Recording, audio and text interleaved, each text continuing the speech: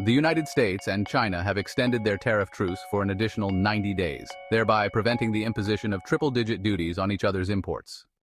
U.S. President Donald Trump announced via his Truth social platform that he had signed an executive order deferring the application of higher tariffs until November 10th. All other conditions of the existing truce are to remain in effect. Concurrently, China's Commerce Ministry declared a parallel suspension of additional tariffs, also postponing for 90 days the inclusion of U.S. firms, previously targeted in April, on trade and investment restriction lists. The United States continues to have discussions with the People's Republic of China to address the lack of trade reciprocity in our economic relationship and our resulting national and economic security concerns, Trump's executive order stated. The tariff truce between Beijing and Washington was initially set to expire on Tuesday. The extension until early November provides a critical window, allowing the seasonal autumn surge of Chinese exports to the U.S., including electronics, apparel, and toys for the Christmas season, to proceed under lower tariff rates. This new directive prevents U.S. tariffs on Chinese goods from escalating to 145%, and Chinese tariffs on U.S. goods from reaching 125%, rates that would have effectively resulted in a trade embargo between the two nations. Currently, a 30% U.S. tariff on Chinese imports and a 10% Chinese duty on U.S. imports remain in place.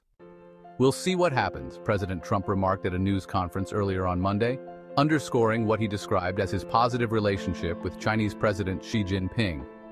China's Ministry of Commerce stated that the extension was a measure to further implement the important consensus reached by the two heads of state during their June 5th call, and would contribute to global economic stability. "It's positive news," commented Wendy Cutler, a former senior United States trade official and current vice president at the Asia Society Policy Institute.